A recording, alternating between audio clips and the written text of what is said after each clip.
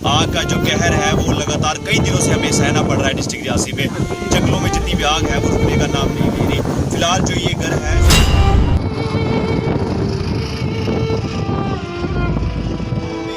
एक गरीब शख्स है जिसका आशियाना पूरी रात को जलकर राख हो गया।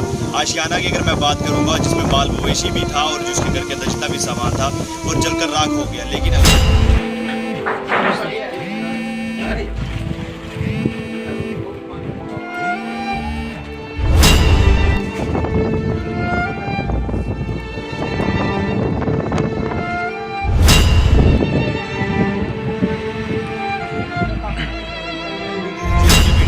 आपके साथ मुदस्सिर, जिस तरीके से हमने पहले भी बात की, इन जंगलों जो जितने भी जंगल हैं ये आज की डेट की अगर हम बात करेंगे, ये एक जंगली जानवरों की मौत का जो है घर बन चुकी है। क्योंकि ये जंगलों में जितनी भी आग है ये रुकने का नाम नहीं ले रही है। क्योंकि अगर लगातार मैं कुछ दिनों की मैं बात करूंगा, जितनी भी कटरा जितनी भी पहाड़ियां हैं, कटरा के साथ जुड़ती हुई जितनी भी पहाड़ियां, अगर मैं कहूँगा बात, ये जो आप मेरे साथ पीछे की पहाड़ी देखिए, सलाल अरनास इलाका जो आप कहेंगे, पूरा बिड्डा वगैरह के जितने भी ये इलाका है, जितना भी पहाड़ी एरिया से जुड़ता है, और जितनी भी ये पहाड़ियाँ हैं ये बिल्कुल जलकर राख हो चुकी है। लगातार आज कितने दिनों से यहाँ पर जो आग है वो जलती जा रही है, ना ही आग जो बुझने का नाम नहीं ले रही है। आज बीते रात को अगर मैं बात करूँ, बहुत बड़ा हादसा सामने आया, जिसके लिए हम पहले ही अवेयर थे, जिसके लिए हमने पहले ही एक बार गुहार लगाई थी फॉरेस्ट डिपार्टमेंट से कि अपने फायर फाइटर्स को हमेशा तैयार रखिए। जो 2-3 महीने के लिए आप फायर फाइटर्स को रखते हैं तो वो हमेशा आपके 2-3 महीने के लिए तैयार रहना चाहिए। लेकिन क्या कुछ हुआ, वो फायर फाइटर्स की टीम बनी या नहीं बनी, लापरवाही फॉरेस्ट डिपार्टमेंट की भी रही है कहीं ना कहीं, और लापरवाही वो लोग खुद कर रहे हैं जो लोग इन जंगलों में आग लगाने का काम कर रहे हैं। किसी ने एक बार आग लगाई और देर रात इतना तूफान चलता रहा कि वो आग जो है भड़कती जा रही थी, और उस आग ने इतना बड़ा रूप ले लिया कि इन जंगलों के पास नज़दीकी जो गरीब लोग रहते हैं, लगातार पौंसली गांव की मैं इलाके की बात करूंगा, डिस्ट्रिक्ट रियासी में पौंसली गांव एक है, उस गांव में एक गरीब शख्स है जिसका आशियाना पूरी रात को जलकर राख हो गया।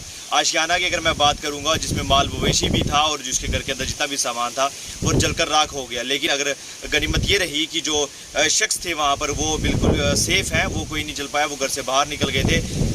आग इस तरीके से लगी कि बुझने का नाम नहीं, हवा तेज चलती रही और आग भड़कती रही, और आग जल के बिल्कुल जो घर है वो जलकर राख हो गया। और उसमें जितने भी जानवर थे, गाय की अगर मैं बात करूँगा, वो भी जो इस तरीके के दृश्य हमें देखकर दुख होता है। क्योंकि जंगली जितने भी जानवर हैं, अगर वो ना चिल्ला सकते हैं ना बोल सकते हैं, चाहे आपने जानवर अगर घर में रखे हैं ना वो बोल सकते हैं, क्योंकि आग का जो कहर है वो लगातार कई दिनों से हमें सहना पड़ रहा है। डिस्ट्रिक्ट रियासी में जंगलों में जितनी भी आग है वो रुकने का नाम नहीं ले रही।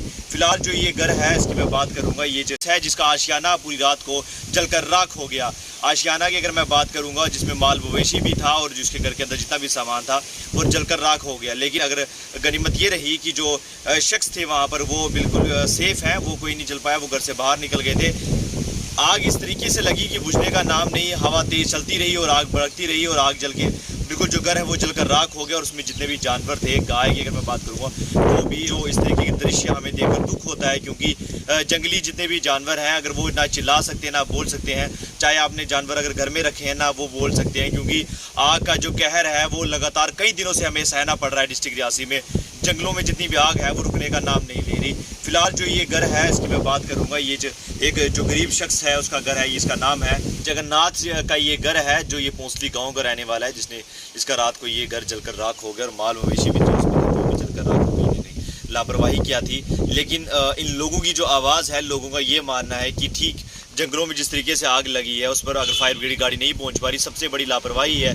हमारे यहाँ पर पानी की एक बूंद तक नहीं हमें मिल पाती है। पानी के लिए हम लोग रोज़ तरसते आते हैं, हम लोग पानी के लिए प्रोटेस्ट करते हैं, हम गुहार लगाते हैं एडमिनिस्ट्रेशन से कि हमें यहाँ पर पानी की जो है सुविधा मिलनी चाहिए। लेकिन अगर मैं बात करूँगा, कोई भी पानी की सुविधा इन लोगों तक वहाँ पर नहीं पहुँचती है। ये लोग अक्सर आए दिन, अगर पिछले दिनों की मैं बात करूँगा, टैंकर के माध्यम के ज़रिए से इनको जो है पानी की सुविधा दी जाती थी।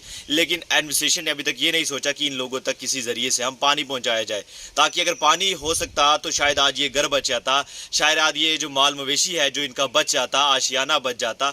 लेकिन अगर मैं बात करूंगा, दुख की बात होती है जब ऐसा काम हो जाता है, उसके बाद हमें बहुत सारा दुख होता है कि आखिर ऐसा क्यों हुआ, कहां पर लापरवाही रहेगी। इससे पहले हमें हमेशा सतर्क रहना चाहिए। तो इसके चलते देखते हैं अब क्या कुछ कार्रवाई एडमिनिस्ट्रेशन करती है, क्या कुछ इन्हें जो गरीब लोगों का जो घर जलकर राख हुआ है, क्या कुछ गवर्नमेंट के द्वारा इन्हें कंपनसेशन दिया जाता है, क्या बड़ा सवाल ये है क्या रेड क्रॉस की तरफ से इन्हें अब कुछ सहूलियत दी जाएगी, रेड क्रॉस के ज़रिए इन्हें कुछ पैसा दिया जाएगा, क्योंकि बहुत सारा नुकसान हो चुका है। गरीब के जंगलों में रहना गरीब के लिए मजबूरी है, क्योंकि उनका ना ही उनके पास कोई ज़मीन इस स्तर पे है, ना ही उनके पास कोई पैसा पाया जाता है जिसके ज़रिए वो सिटी में रह सके। आज जंगलों की आप लोग ऐसा देख सकते हैं कि किस तरीके से ये जंगल जलकर धुआं हो चुके हैं। ना ही यहाँ पर कोई फायर ब्रिगेड की कहानी है, ना ही यहाँ पर कोई फायर फाइटर्स रहते हैं यहाँ पर। बिल्कुल जितने भी, अगर मैं जंगलों की बात करूँ, लगातार लाइट के माध्यम से, लाइट भी नहीं है, उसके चलते एक तो जंगलों की आग जो बिल्कुल जंगलों को धुआंग्रस्त कर चुकी है। तो अब देखने वाली ये बात होगी कि क्या एडमिनिस्ट्रेशन की तरफ से इन्हें कोई मदद दी जाती है। दूसरा सवाल ये रहेगा, क्यों नहीं फायर फाइटर्स की टीम अभी तक सामने निकल कर आती, क्यों नहीं फायर फाइटर्स को सामने लाया जाता है। तो इसी के साथ हमारे चैनल पर बने रहें। धन्यवाद। जय हिंद, जय Bharat. For more updates, do subscribe our YouTube channel and don't forget to hit the bell notification icon. And if you are watching this video on Facebook, do follow our Facebook page.